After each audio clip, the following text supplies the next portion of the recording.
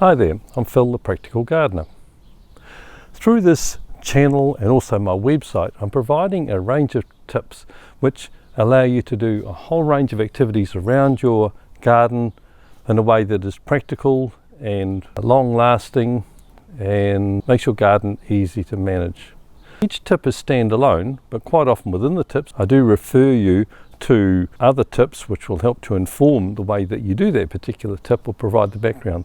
Altogether, these tips are within an encompassing, overarching approach that I bring to gardening. There are a range of underlying concepts and values that I apply to my garden, and that is what I wish to share with you in this introductory video.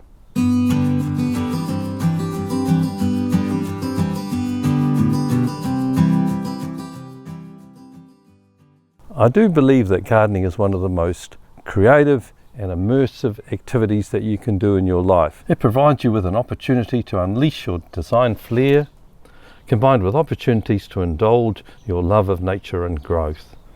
In my tips and the website, I set out to describe how you can get the best from your property, no matter how small. With a bit of planning, you can develop a garden that provides inviting and stimulating experiences.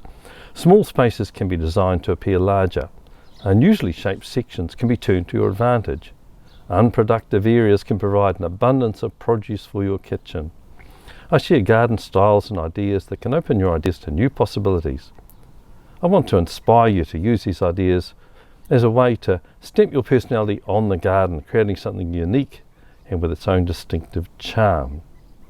As well as providing you with a range of tools that will help you to design and develop your garden, I'll also provide tips that will help you to carry your activities in a safe and efficient manner. The overall goal is to inspire you to creatively develop a garden that reflects your individuality, at the same time ensuring that it is manageable and sustainable.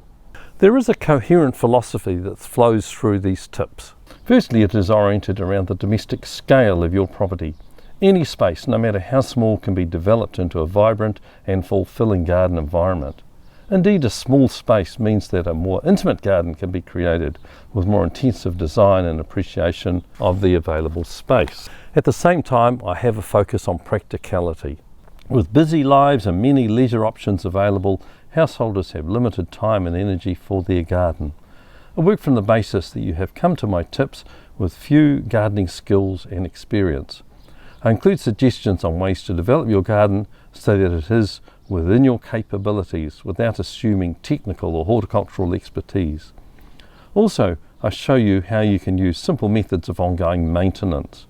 For example, my tip on managing soil suggests simple methods of soil improvement rather than going to the expense of undertaking a sophisticated chemical analysis of your soil. A further aspect is affordability. In the modern era, people often have little money available for the development of their property. Tips are included on landscaping styles and equipment that can be inexpensive while still durable. For example, the tip on vertical gardening provides practical suggestions on how to develop a low-cost pallet garden without needing significant construction or creating a permanent impact on the property. I focus on helping you to create a garden that is durable and low maintenance. Often garden projects look fabulous a few months after being put into place, but soon the gardener finds that plants have overgrown their bounds, problem weeds have invaded the project, or that hard elements of the landscape are getting tired and stained. I focus on creating systems that look as good, if not better, 10 years after the initial development. Busy lives suggest a need for low maintenance gardens, which will look good with relatively little care. I also promote gardening as a healthy activity. Gardens and the act of gardening are mentally and physically therapeutic. Studies show that both gardening and the resulting garden environment provide mental health benefits. The tip encourages these through the development of a diverse ecosystem that buzzes with life and rests your soul. Gardening also provides exercise in the home environment without the cost and trouble of a gym or exercise equipment. At the same time, I offer suggestions on ensuring that gardening activities don't damage your body, such as your eyes, skin, and back. My tips will help you to develop a property that is environmentally sustainable. As you can see with these companion plants that encourage beneficial insects that will help to control pests in your property. The expectation of many householders is to avoid wasting limited natural resources, along with protecting the natural environment. My suggestions for garden management focus on chemical-free options as a priority, with artificial inputs such as pesticides or fertilizers avoided where possible.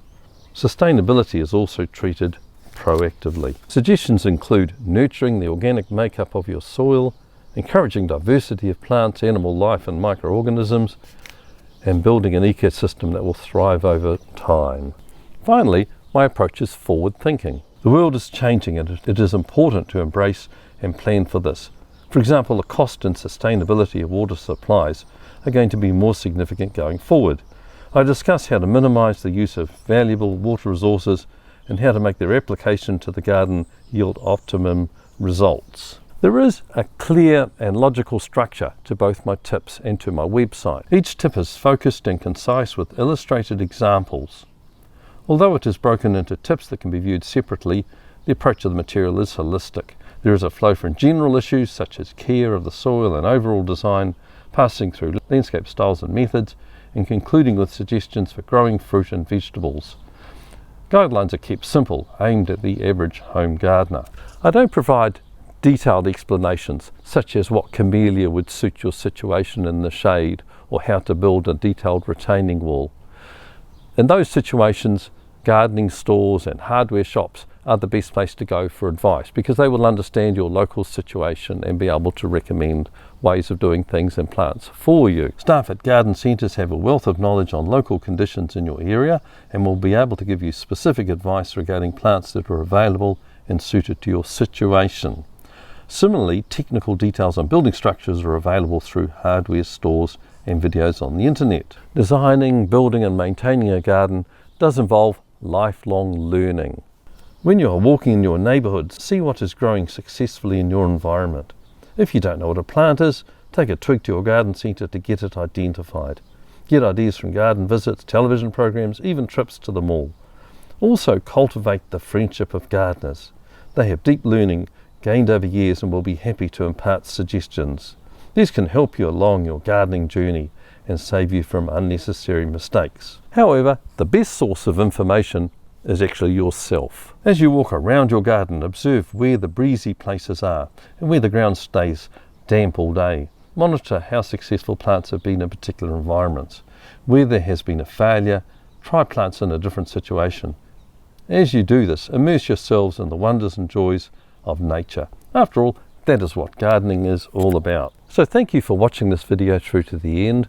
Be sure to subscribe to my YouTube channel and also like the tips as you see them so that you're sure to have access to further learning as it becomes available. I also welcome your comments should you put them down below. So thanks again and goodbye for now.